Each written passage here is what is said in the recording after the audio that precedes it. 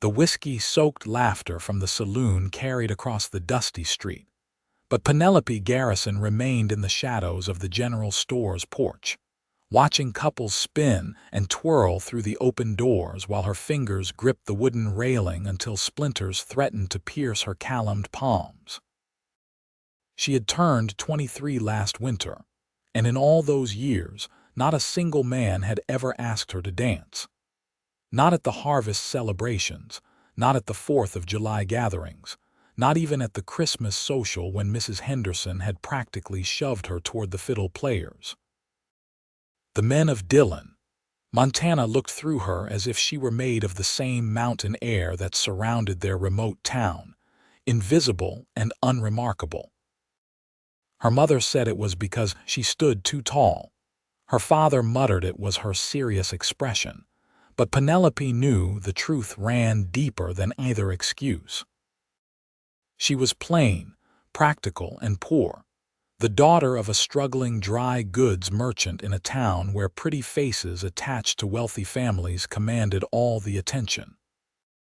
The year was 1876, and Dillon existed as little more than a collection of weathered buildings scattered along the Beaverhead River, a stopping point for trappers, prospectors, and the occasional cattle drive heading north.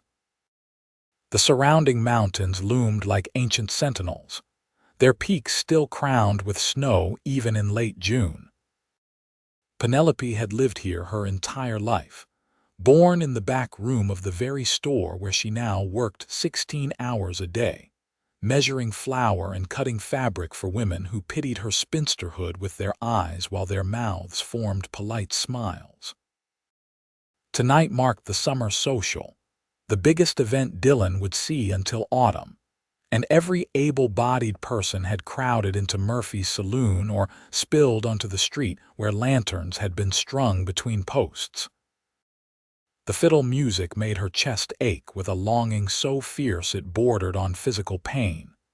She wanted to know what it felt like to be chosen, to be held, to move in rhythm with another human being who saw her as worthy of that simple intimacy. "You planning to stand there all night like a statue?" The voice came from behind her, deep and rough as gravel sliding down a mountainside. Penelope spun around, her heart hammering against her ribs.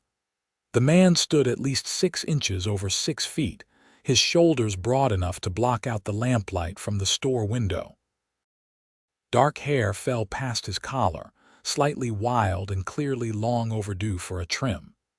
His face bore the weathered tan of someone who lived outdoors, and even in the dim light, she could see the strength in his arms where his sleeves were rolled to his elbows, muscles defined and powerful. A thick beard covered his jaw, but his eyes were surprisingly gentle, a warm brown that studied her without the dismissive glance she had grown accustomed to receiving. "I was just getting some air," she managed, straightening her spine. Up close, she realized she still had to tilt her head back to meet his gaze despite her own above-average height. "The store gets stuffy." "Store's been closed for 2 hours," he observed, gesturing to the darkened windows behind her. "And you are breathing air that is half dust. If you wanted fresh air, the river would serve you better." Heat crept up her neck. "I suppose I am watching the dancing. Then why not dance instead of watching?" He stepped closer, and she caught the scent of pine and wood smoke clinging to his clothes. "Seems a more enjoyable use of your evening." The familiar sting of inadequacy made her voice sharper than she intended. "That requires someone to ask, which has not happened in 23 years. I doubt tonight will prove different."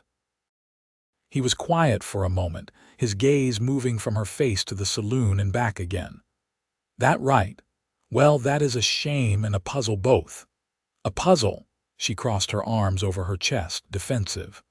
"I assure you it is quite straightforward. I am not the sort of woman men ask to dance." "What sort is that?" "The plain sort. The tall sort. The sort without a dowry or prospects or anything to recommend her except a good memory for numbers and steady hands for measuring grain."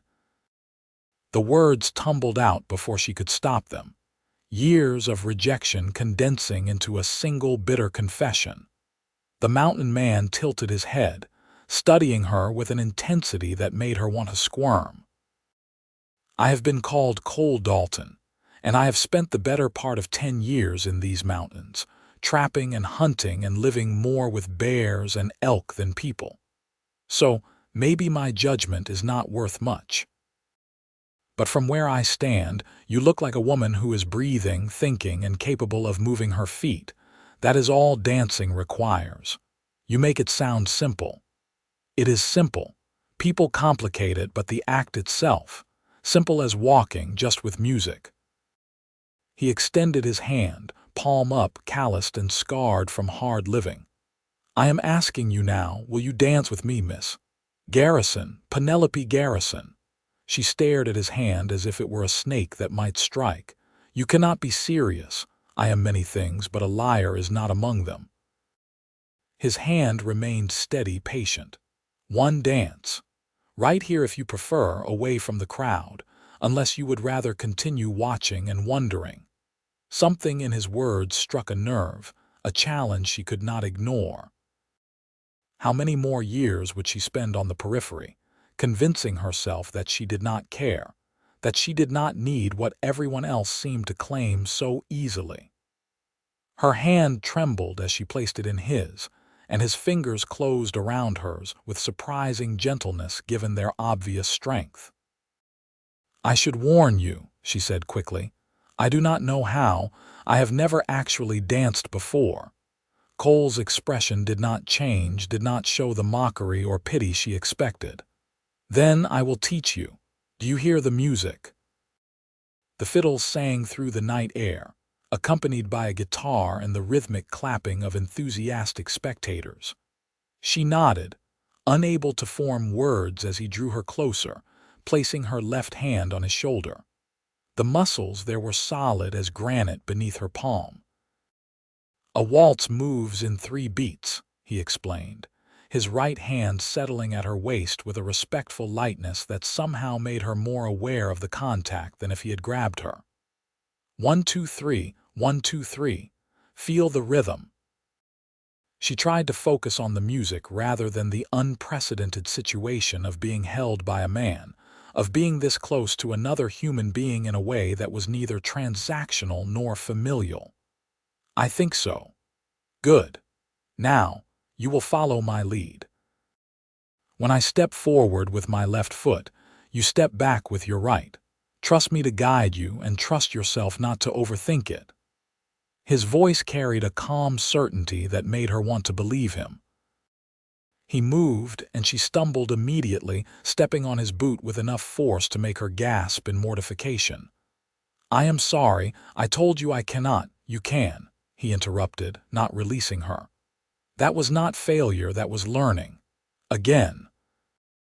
They tried again, and this time she managed 2 steps before losing the rhythm.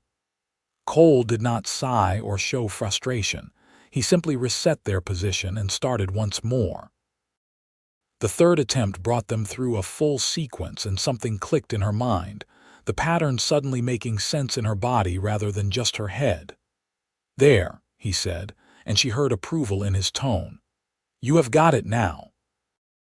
They moved across the porch in a small circle, her steps growing more confident as the music continued. She stopped counting and started feeling, let her body respond to the pressure of his hand at her waist, the gentle guidance of his movements. The world narrowed to the space between them, the rhythm of the waltz, the unexpected kindness of a stranger who had no reason to care whether she ever danced or not. "Why are you doing this?" she asked, breathless from concentration and something else she could not name. Cole was quiet for several beats before answering. "Because you wanted to dance, and no one should go their whole life wanting something this simple and never having it. And because I know what it is like to be invisible." She looked up at him, truly looked, and saw something in his expression that mirrored her own loneliness. "You do not seem like someone people would overlook. Different reasons, same result. I have lived apart from society long enough that I do not quite fit when I come down from the mountains. People see the wildness, the dirt under my fingernails, the fact that I am more comfortable sleeping under stars than under a roof. They see someone who does not belong. His hand tightened fractionally at her waist. So yes, I understand invisible. The music from the saloon ended, and they stopped moving, but neither released the other. Penelope's heart raced for reasons that had nothing to do with the exertion of dancing. This man, this stranger with his mountain-hardened body and surprisingly gentle hands, had given her something no one else ever had. Not just a dance, but the feeling of being seen. "Thank you," she whispered. "Thank you." Cole smiled, the expression transforming his weathered face into something approachable, almost boyish despite the beard. "The pleasure was mine, Miss Garrison. You are a quick learner." He released her, and the absence of his touch left her feeling unmoored. She wrapped her arms around herself, suddenly cold despite the warm June evening. "Will you?" She hesitated, unsure what she even wanted to ask. "Will you be in town long? That depends on a few factors. I came down to sell my furs and restock supplies. Usually I head back up within a day or two, but—" He paused, his gaze holding hers. "Maybe I will linger a bit this time, if there is a reason to." Before she could respond, her father's voice called from inside the store. "Penelope, are you still out there?" "I should go," she said reluctantly. "Thank you again, Mr. Dalton." "Cole," he corrected. "And you are welcome, Penelope." The sound of her name in his deep voice sent a shiver through her. She nodded and turned toward the door, then looked back one more time. He remained where she had left him, watching her with an expression she could not quite read in the lamplight. That night, lying in her narrow bed above the store, Penelope replayed every moment of the dance in her mind. The feel of his hand, the steadiness of his presence, the way he had not laughed at her inexperience, but had simply, patiently taught her. She pressed her fingers to her waist where his hand had rested, and for the first time in years, she let herself imagine that perhaps she was not destined for a life of solitary observation after all. The next morning arrived with the kind of crystalline sunshine that made the mountains look close enough to touch. Penelope rose before dawn as always, helping her father arrange the store for the day's business. Her mother had died 3 years prior, succumbing to pneumonia during a particularly harsh winter, leaving Penelope and her father to manage both the household and the business alone. Her father, Thomas Garrison, was a good man worn down by loss and financial struggles, his once robust frame now stooped and thin. "You seemed in better spirits last evening," he observed, watching her hum unconsciously while organizing the fabric bolts. "Did something happen at the social?" Penelope felt heat creep into her cheeks. "I danced, just once on the porch, but I danced." Thomas's eyebrows rose toward his receding hairline. "Danced with whom?" "A trapper named Cole Dalton. He was very kind." She kept her voice neutral, not wanting to reveal how much the encounter had affected her. "Dalton." Her father frowned. "I have heard that name.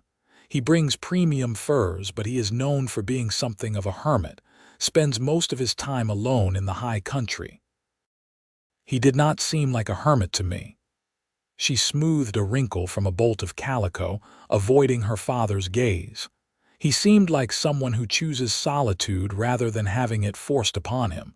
There is a difference." Thomas was quiet for a moment. "Just be careful, daughter. Men who live that way often prefer it and are not looking to change. I would not want you to build hopes on an encounter that meant nothing." His words stung because they echoed her own fears. "I am not building anything. It was just a dance." But even as she said it, she knew it was a lie. That dance had cracked something open inside her, let light into places that had been dark for too long. The morning passed slowly, with the usual trickle of customers purchasing coffee, sugar, and other necessities. Penelope measured and wrapped and calculated totals with her usual efficiency. But her mind kept drifting to the porch, to the feel of moving in rhythm with another person, to Cole's steady presence. Around midday, the bell above the door chimed, and she looked up from the account ledger to find Cole himself standing in the entrance, his large frame making the doorway seem small. He had cleaned up since the previous night, his hair still damp from washing, his beard trimmed slightly neater. He wore a clean shirt beneath his leather vest, though his buckskin pants and well-worn boots marked him clearly as a man of the wilderness. "Mr. Dalton," she managed, her voice coming out higher than usual. "Can I help you find something?" "Cole," he reminded her, approaching the counter. "And yes, I need supplies for heading back up the mountain. Flour, coffee, dried beans, salt, and some ammunition for my rifle." Penelope nodded, grateful for the familiar routine of filling an order. She moved through the store gathering items, acutely aware of his gaze following her movements. When she returned with her arms full, he reached out to take the heavier items from her, his fingers brushing hers in the transfer. "You are strong," she observed, watching him handle a 50-pound sack of flour as if it weighed nothing. "Necessary in my line of work," he said. "Carrying full-grown elk off mountains builds muscle whether you want it or not."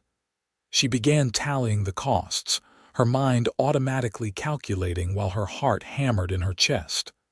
"Will you be leaving today then, heading back up?" Cole was quiet long enough that she looked up from her figures. He was watching her with that same intense focus from the night before, as if trying to solve a puzzle. "I was planning to, but I find myself reluctant." "Reluctant?" She set down her pencil, forgetting the half-finished calculation. "I was wondering," he said slowly, "if you would care to take a walk with me this afternoon. Down by the river, maybe. I know a spot where the water runs clear and cold over smooth stones and the willows provide shade.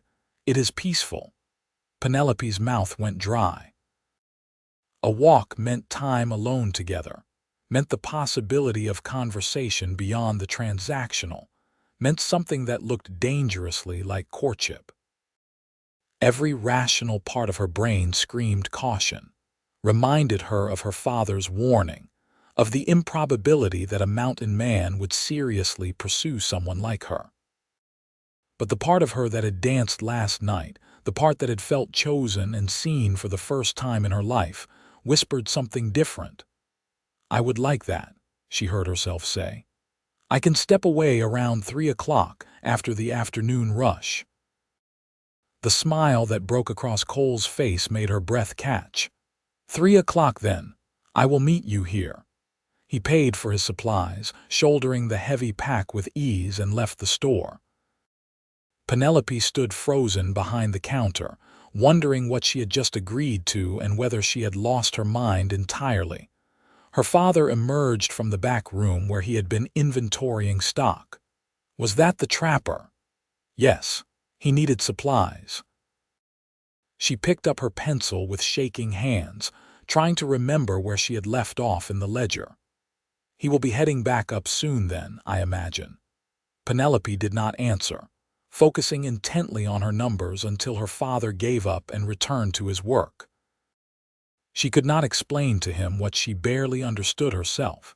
This pull toward a man she had met less than 24 hours ago. This feeling that something significant had shifted in her carefully controlled world. The hours, until 3 o'clock, crawled by with agonizing slowness. She helped customers, swept the floor, reorganized the shelves, all while her mind spun with anticipation and anxiety. What would they talk about? What did he want from her? What did she want from this? At precisely 3 o'clock, Cole appeared outside the store. He had left his heavy pack somewhere, carrying only a canteen and a small bundle wrapped in cloth. Penelope removed her apron, smoothed her simple brown dress, and stepped outside before she could reconsider. "Ready?" he asked, offering his arm. She took it, feeling the solid strength beneath the fabric of his sleeve, and let him guide her down the dusty main street toward the river path. A few townspeople watched them pass with open curiosity, and Penelope knew the gossip would be flying through Dillon before nightfall. She found she did not care as much as she should have.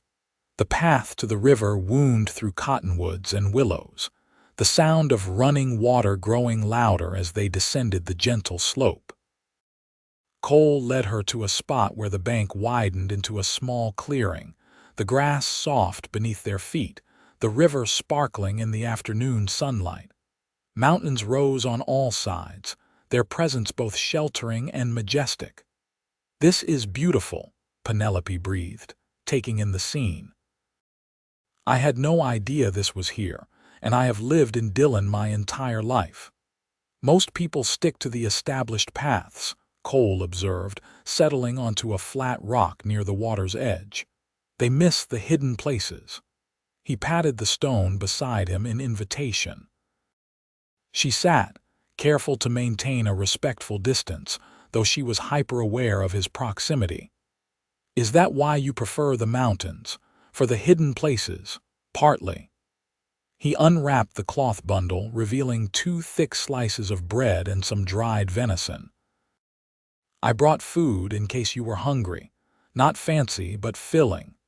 The simple thoughtfulness of the gesture touched her more than an expensive gift would have. "Thank you."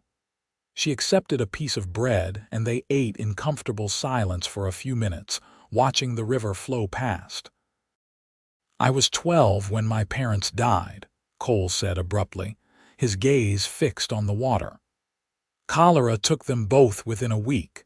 I had 2 younger sisters who went to live with an aunt back east, but I was old enough to be put to work instead.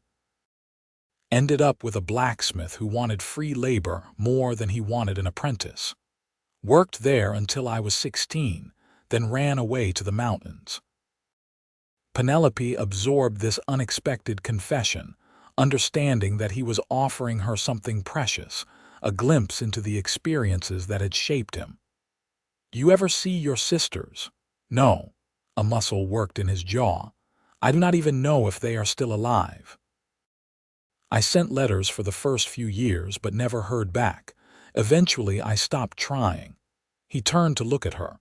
"The mountains do not leave you or forget you. They are harsh, but they are honest. I learned to value that." "That sounds lonely," she said softly. It is." He picked up a smooth stone and turned it over in his scarred hands. "But there is a difference between being alone and being lonely. I chose alone because it hurt less than trying to belong in a world that did not want me." "I understand that," Penelope said. "More than you might think." Cole's eyes met hers and something passed between them, a recognition of shared pain. "Tell me about you. What made a young woman spend her life in a dry goods store, watching others dance?" So she told him.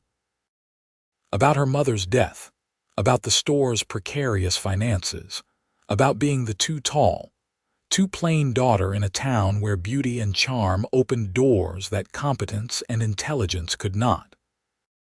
She told him about the years of hoping someone might see past her exterior, about the slow death of that hope, about learning to convince herself that she did not need what she had never had. "And then you appeared," she finished, "and offered me a dance as if it were the simplest thing in the world, as if I were worth that small kindness." Cole set down the stone he had been holding. "You are worth considerably more than a small kindness, Penelope. You are worth someone fighting to earn your trust, worth someone staying instead of leaving, worth someone building a life with instead of just passing through." He paused. "I realized something last night after our dance." "What?" Her heart hammered so hard she was certain he could hear it. "That maybe I have been hiding in the mountains not because I love solitude, but because I was afraid of wanting something I thought I could never have. Community, partnership, someone to come home to." He shifted closer, and she could see the gold flecks in his brown eyes. "And then I saw you standing in the shadows, watching the world go by, and I recognized myself. Except you had the courage to want, even when wanting brought pain. I had just given up." "Cole," she whispered, overwhelmed by the intensity of his words. "I know this is fast," he continued. "I know I am a stranger who lives in the wilderness and probably has no business asking anything of you. But I need you to know that last night meant something to me. You mean something to me. And I would like the chance to see if this feeling, this connection, is real or just two lonely people finding temporary comfort." Penelope felt tears prick her eyes. "What are you asking?" "I am asking if I can stay in Dillon for a while. Rent a room, take on some work, be part of the town instead of just passing through. I am asking if I can court you properly, if you will let me." His hand moved to cover hers on the stone between them. "I am asking if you feel this too, or if I am imagining it." "You are not imagining it," she said, her voice shaking. "I feel it. I am terrified by it, but I feel it." Relief washed over his features. "Good, that is good." He squeezed her hand gently. "We will take it slow. Let ourselves figure out if this is real. I have spent 10 years in the mountains. I can be patient." They sat by the river until the sun began to descend toward the mountain peaks, talking about everything and nothing. Cole told her about the wildlife he tracked, about the brutal winters and spectacular summers in the high country, about the satisfaction of self-sufficiency. Penelope shared her love of numbers, her secret ambition to maybe one day expand the store into something more profitable, her memories of her mother teaching her to read using the labels on tins and jars. When he finally walked her back to the store, the sky was painted in shades of orange and pink. They paused outside the door, and Cole lifted her hand to his lips, pressing a kiss to her knuckles that sent warmth flooding through her entire body. "Tomorrow?" he asked. "Tomorrow," she agreed. True to his word, Cole secured a room at the boarding house run by Mrs. Chen, a widow who had come west with the railroad workers and stayed after her husband's death. He took on work where he could find it, helping repair roofs, chopping wood, assisting with the heavy labor that many of the older men in town struggled with. His strength and competence quickly made him valuable, and his quiet, respectful demeanor began to win over the initially suspicious townspeople. Every day, he found time to see Penelope. Sometimes just for a few minutes during her break, sometimes for longer walks in the evening after the store closed. They fell into an easy rhythm, their conversations deepening as trust built between them. Cole taught her to skip stones across the river, showed her how to identify animal tracks in the soft mud along the bank, shared the knowledge he had accumulated through years of solitary observation. Penelope, in turn, introduced him to the small pleasures of community life he had missed. They attended a church social together, where Cole's discomfort in the crowded room was palpable, but he stayed because she asked him to. They shared meals at the boarding house, where Mrs. Chen watched their growing attachment with approving eyes. They spent a memorable afternoon helping organize a barn raising for the Johnsons, whose old structure had collapsed in a spring storm. But it was the evenings by the river that Penelope treasured most. Away from watching eyes, Cole became more open, more vulnerable. He told her about the harsh realities of mountain life, the times he had nearly died from exposure or injury, the loneliness that sometimes felt like a physical weight.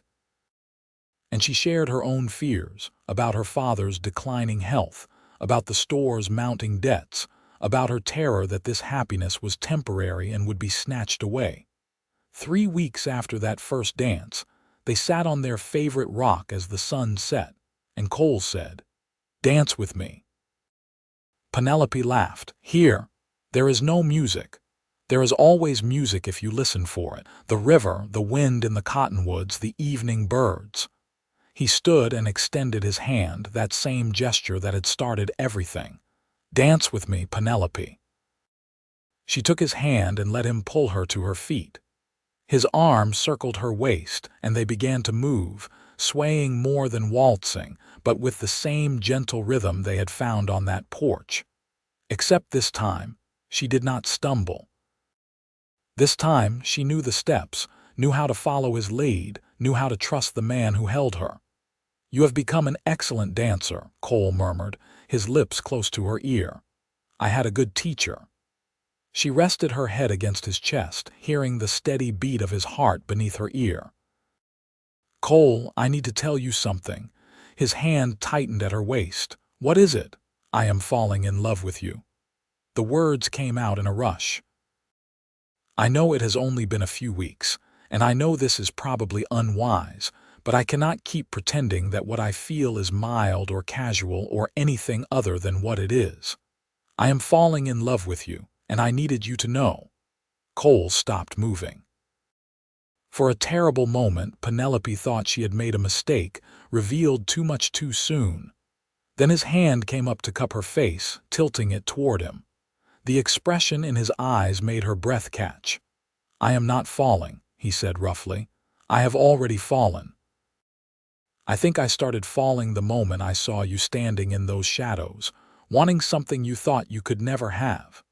I fell in love with your courage, with your honesty, with the way you see me as a man instead of a wild thing to be tamed or feared." His thumb brushed across her cheekbone. "I love you, Penelope Garrison, and I want to build a life with you if you will have me."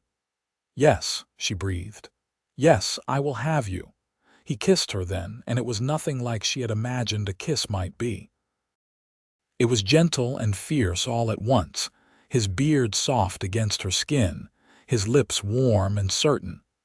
She wrapped her arms around his neck, pressing closer, and felt him shudder against her. When they finally broke apart, both breathing hard, Cole rested his forehead against hers. "I should speak to your father," he said. "Ask his permission properly."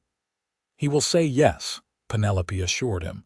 "He sees how happy you make me. That is all he wants." But when Cole approached Thomas Garrison the next day, the conversation did not go as smoothly as Penelope had hoped. She waited anxiously in the front of the store while the two men talked in the back room, their voices too low to hear clearly but the tension evident in the prolonged silence. When they finally emerged, her father looked troubled, and Cole's expression was carefully neutral.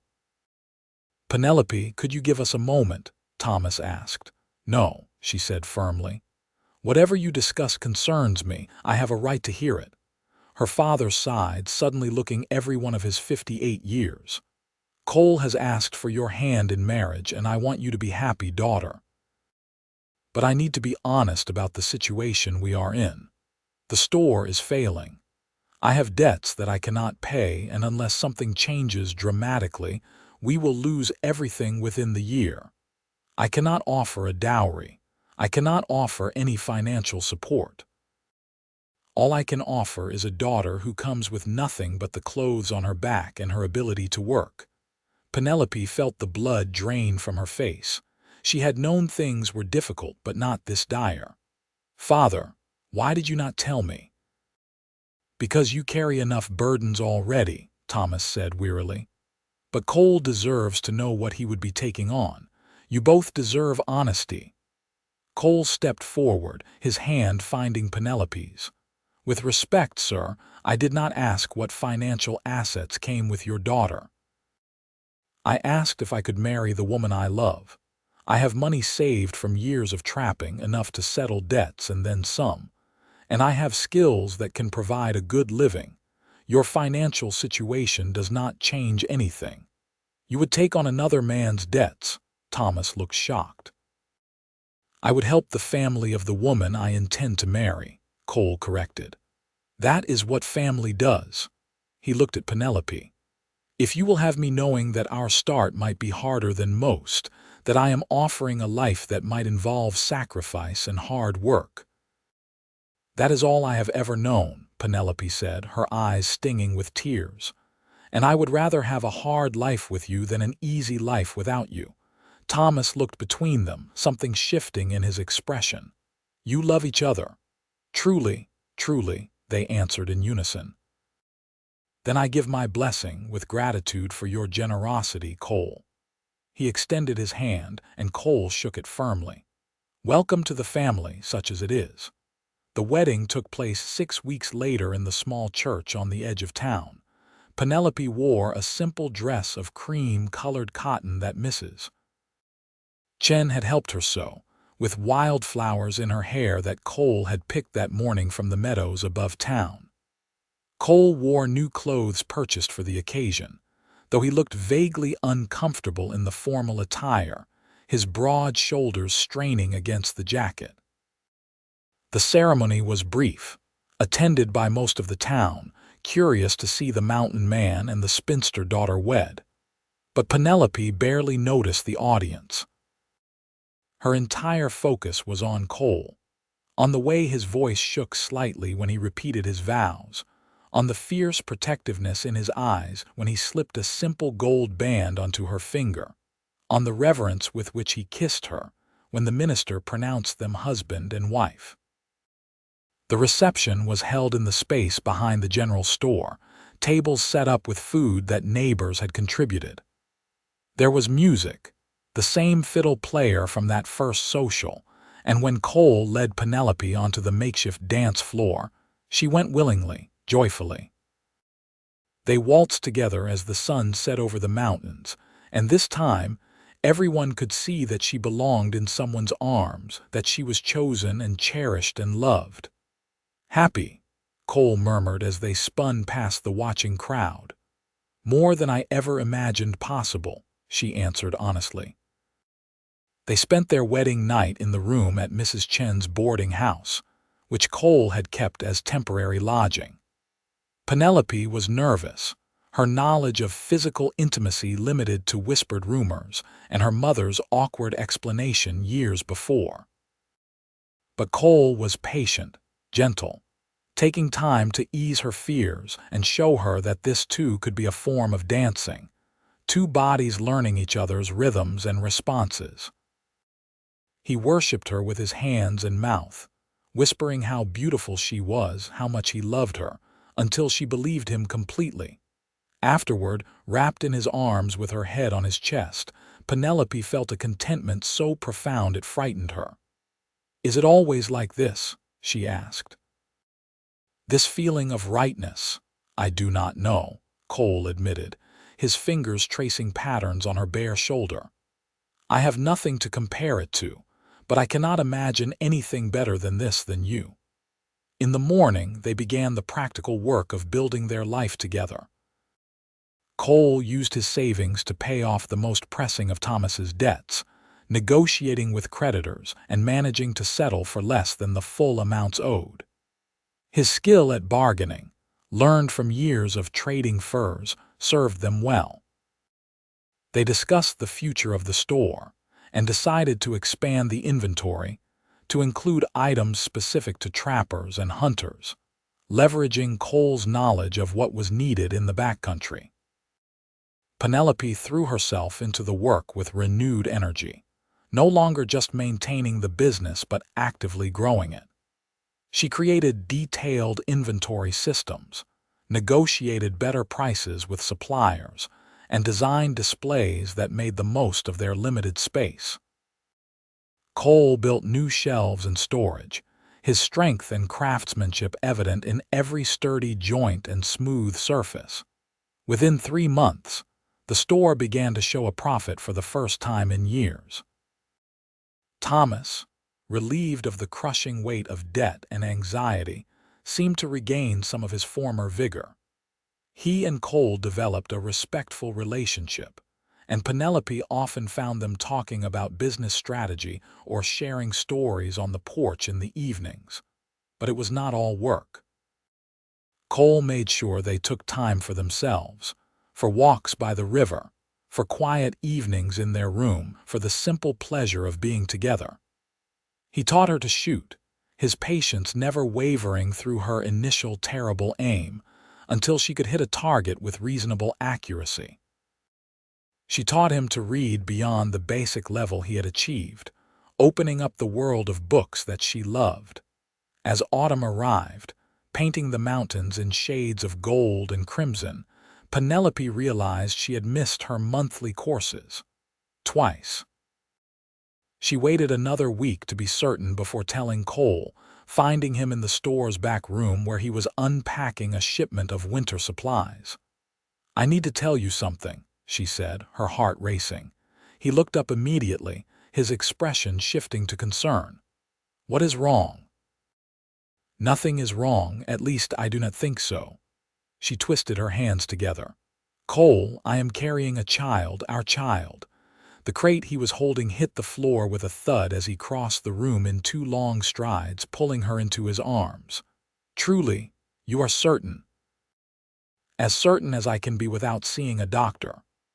She pulled back enough to see his face, worried about his reaction. "I know we did not plan this so soon and money is still tight, but nothing," he interrupted, his voice thick with emotion. "This is wonderful news, the best news." His hand moved to her still flat stomach, resting there with gentle reverence. "A child, our child." Tears spilled down her cheeks. "You are happy." Happy does not begin to cover it. He kissed her forehead, her cheeks, her lips. Amazed, grateful, terrified, all of it. The pregnancy progressed smoothly through the winter. Penelope continued working in the store until her growing belly made it difficult to reach the higher shelves, at which point Cole insisted she focus on lighter tasks. He became fiercely protective, worrying over every twinge and discomfort, until she finally told him that women had been having babies since the beginning of time, and she was not so fragile as he seemed to think. "I know that," he said, his hand resting on her rounded stomach where their child kicked and rolled. "But none of those other women are you. You are precious to me. You and this baby both." Their son was born on a warm May evening in 1877, after a labor that lasted 14 hours and left Penelope exhausted but exhilarated. Cole had paced the floor downstairs while Mrs.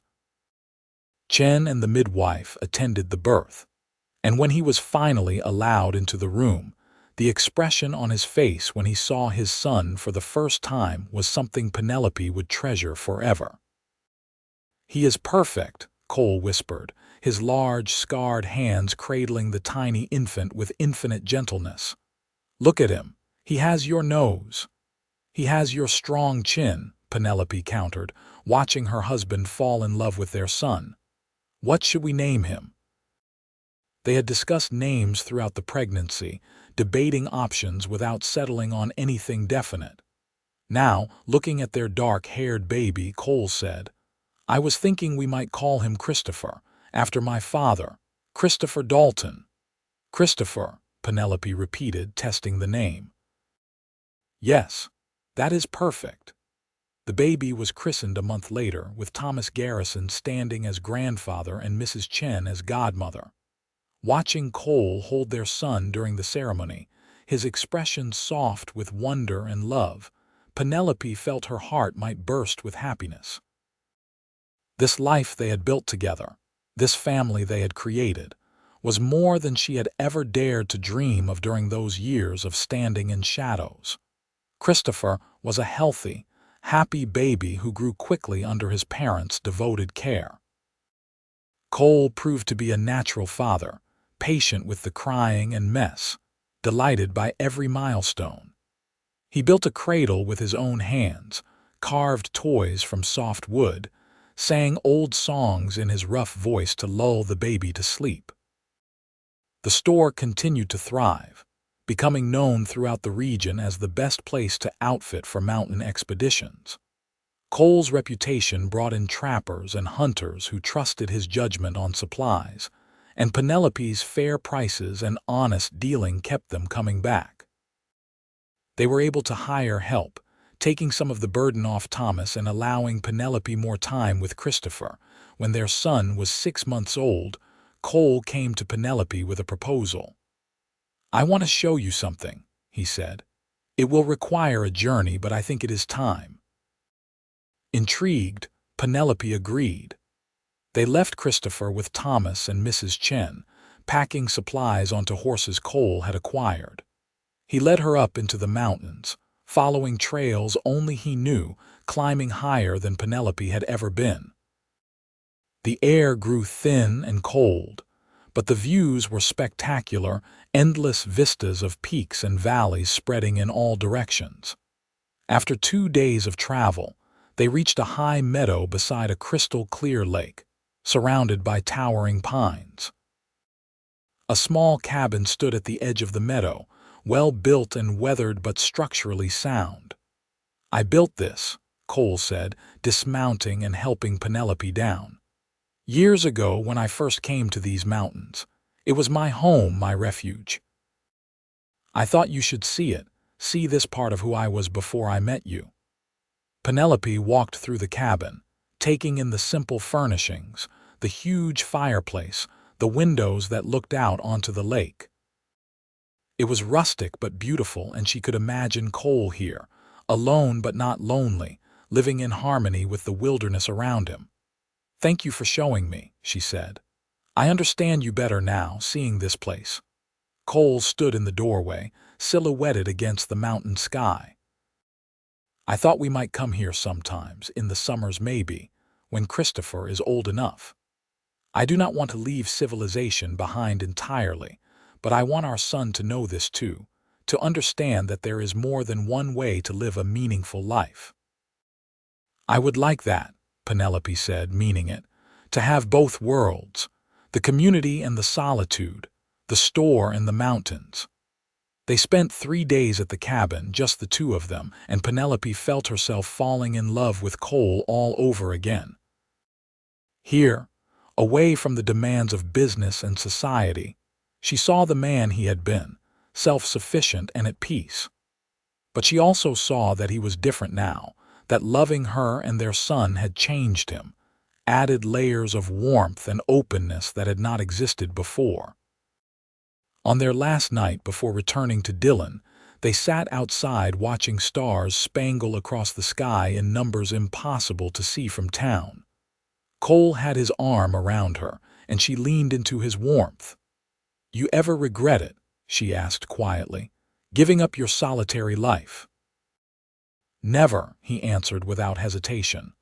"I was surviving before, now I am living. There is a difference." He kissed the top of her head. "You gave me that, Penelope, you and Christopher both." "You gave it to me too," she said. "I was just existing, going through motions, convinced I did not deserve more. You showed me I was wrong." They returned to town renewed, their bond strengthened by the time away. Christopher greeted them with baby babbles and grasping hands, and Penelope felt complete in a way she had never imagined possible. The years passed with the usual mixture of joy and challenge. Thomas's health declined gradually, and in the winter of 1879, he passed away peacefully in his sleep. Penelope grieved deeply for the father who had always supported her, even when he did not fully understand her. Cole was her rock during that time, handling the funeral arrangements, comforting her when she cried, making sure she ate and rested even when she wanted to do neither. In the spring following Thomas's death, Penelope discovered she was pregnant again. This time the news was bittersweet, joy mingled with the wish that her father could have met this new grandchild. Their daughter was born in December, a tiny, fierce-tempered baby with Cole's brown eyes and Penelope's determined chin. They named her Patricia, and she quickly established herself as a force of nature in their household.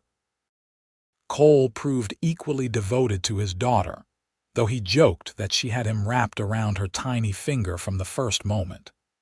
Christopher, now a sturdy 3-year-old, took his role as big brother seriously, always wanting to help with his baby sister. The store became a true family business, with Cole and Penelope working as full partners in every sense. They expanded into the building next door when it became available, doubling their floor space and adding sections for farm equipment and household goods.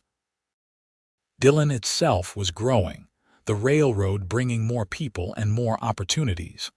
But they never forgot their roots, never lost sight of what had brought them together.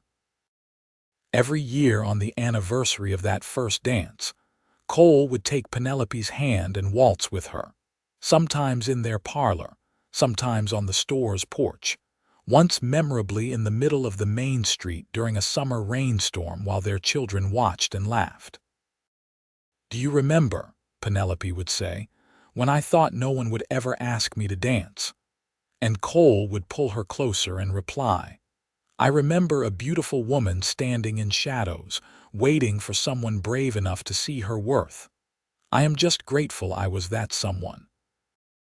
As their children grew, Cole took them on trips to the mountain cabin, teaching them the skills he had learned during his years of solitude. Christopher proved a natural outdoorsman, but it was Patricia who truly took to mountain life, fearless and capable beyond her years. Penelope would watch them prepare for these expeditions, her heart full of love for this family that had grown from a single dance. In the summer of 1885, when Christopher was 8 and Patricia was 5, Penelope discovered she was pregnant for a third time. This pregnancy was harder than the previous two, leaving her tired and sick through the early months. But Cole never wavered in his support, taking on extra responsibilities at home and in the store, making sure she had everything she needed. Their second son was born in early spring, a calm, quiet baby who seemed content to observe the world around him.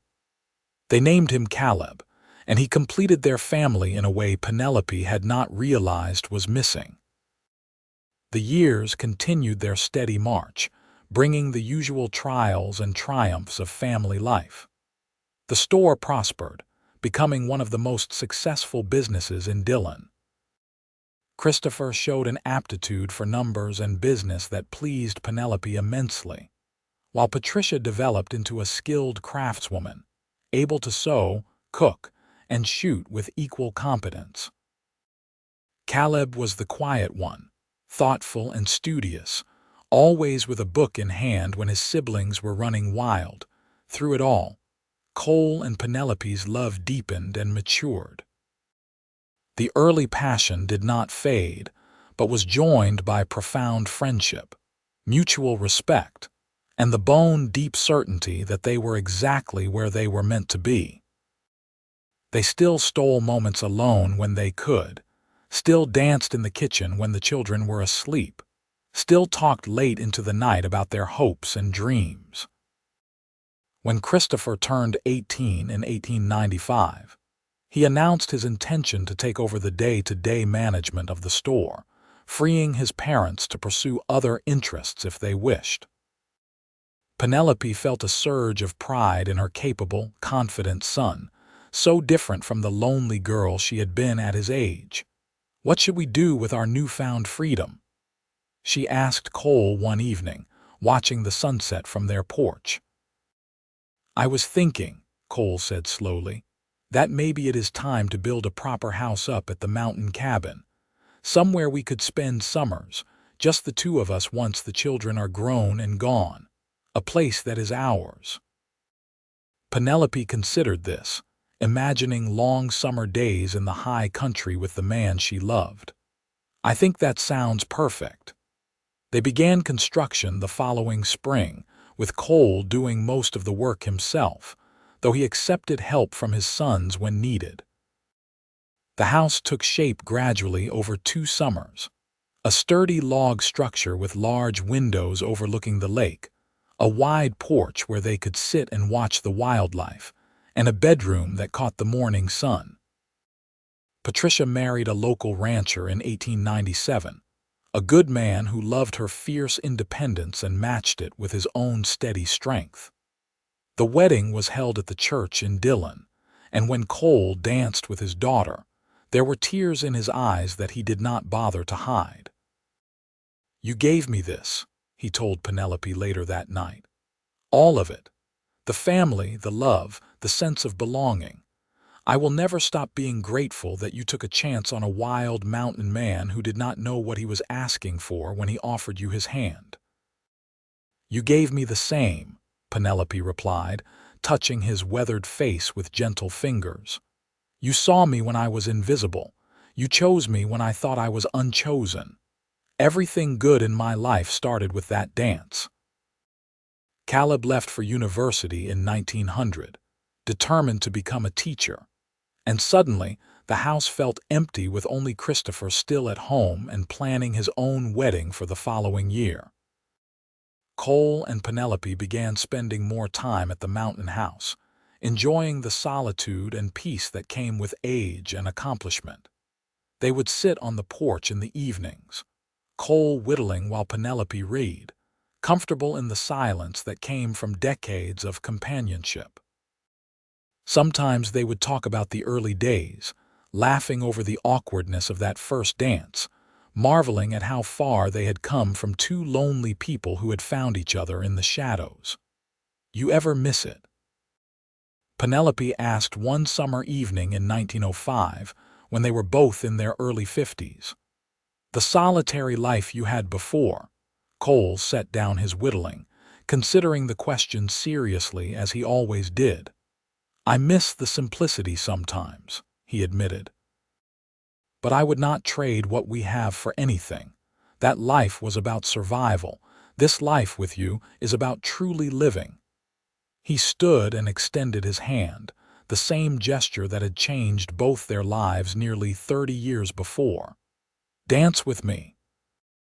Penelope laughed, taking his hand and rising to her feet. "There is no music."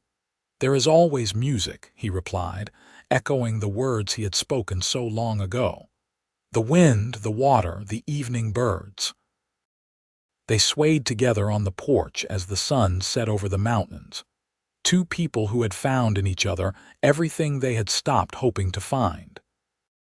Penelope rested her head against Cole's chest, listening to the steady beat of his heart, and thought about the girl she had been, standing in shadows and believing herself unworthy of being chosen. That girl could never have imagined this life, this love, this profound sense of belonging. She could never have imagined the strength it would take to accept Cole's offer, to risk hoping again, to believe that maybe she deserved to dance after all. "I love you," she murmured against his shirt. "I love you too," Cole replied, his arms tightening around her. "Today, tomorrow, and every day after that." They continued to dance as darkness fell, moving to music only they could hear. Two souls perfectly in rhythm after a lifetime of learning each other's steps. And if anyone had asked Penelope in that moment whether she had any regrets, any wish to change her path, she would have answered without hesitation that she would not alter a single moment, because every joy and sorrow had led her exactly here, to this porch, to this man, to this profound and abiding love.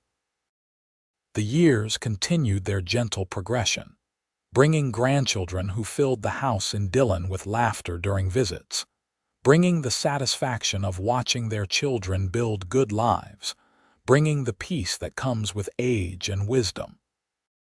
Cole's hair turned silver, and Penelope's dark locks showed threads of gray, but their love remained constant, the foundation upon which everything else was built.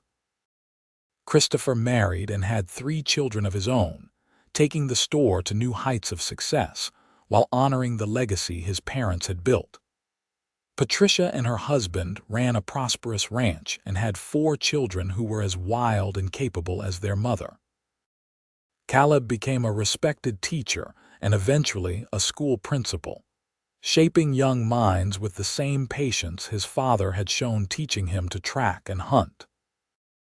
In the summer of 1912, Cole and Penelope celebrated their 35th wedding anniversary surrounded by their children and grandchildren.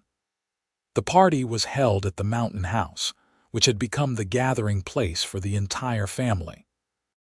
There was music and dancing, and when Cole led Penelope onto the makeshift dance floor, everyone stopped to watch.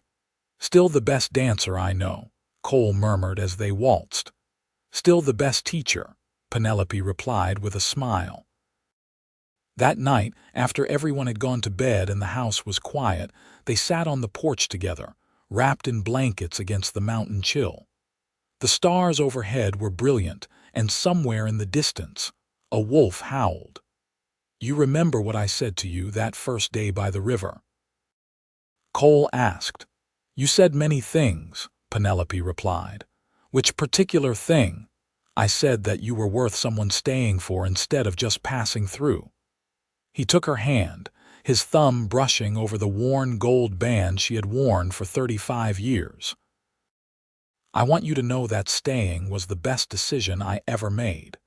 Building this life with you, raising our children, growing old together, it has been better than anything I could have imagined in those lonely years before I met you." Penelope felt tears sting her eyes. "You gave me everything I thought I would never have.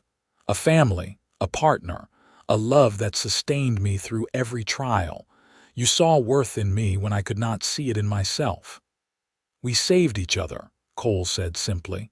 "Two people who had given up on hoping, who found hope again in each other." They sat in comfortable silence, watching the stars wheel overhead. Two people who had long since stopped needing words to communicate the depth of their connection. Eventually, they went inside to their warm bed, wrapped in each other's arms as they had been for 3.5 decades, content in the knowledge that they had built something rare and precious. The final years were gentle ones. Cole's strength began to fade, his powerful body finally succumbing to the accumulated toll of a hard life. But his mind remained sharp, and his love for Penelope unwavering. She cared for him as he had once cared for her, with patience and tenderness, grateful for every additional day they were given. He died peacefully in the mountain house in the summer of 1920, with Penelope holding his hand and their children gathered around. His last words were, "Thank you for the dance," and Penelope knew he meant not just that first waltz on the porch, but the entire beautiful dance of their life together. She grieved deeply but without regret, knowing that they had made the most of every moment they had been given. Her children urged her to move back to town, to let them care for her, but Penelope chose to stay in the mountain house, surrounded by memories of the man she had loved for 44 years. She lived for another 10 years, robust and sharp-minded despite her advancing age, welcoming visits from her children and grandchildren, tending the garden Cole had planted, keeping the house he had built with his own hands. And sometimes, in the evenings, she would stand on the porch and sway to music only she could hear, dancing with the memory of the mountain man who had taken her hand and taught her that she was worth choosing, worth loving, worth dancing with for a lifetime.